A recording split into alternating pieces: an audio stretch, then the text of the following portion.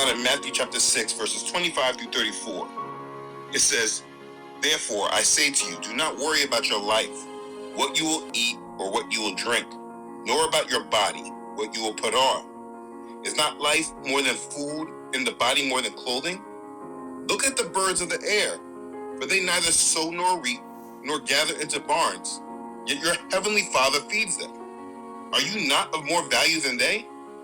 Which of you, by worrying, can add 1 cubit to his stature? So why do you worry about clothing? Consider the lilies of the field, how they grow. They neither toil nor spin.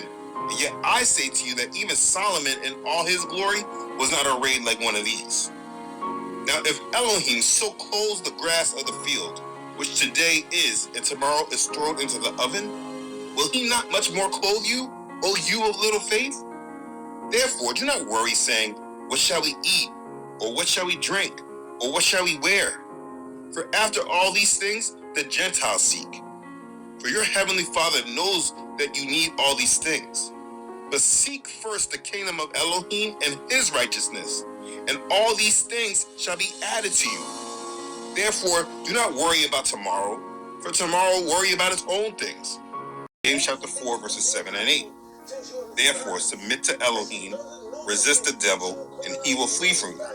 Draw near to Elohim, and he will draw near to you. Cleanse your hands, you sinners, and purify your hearts, you double-minded.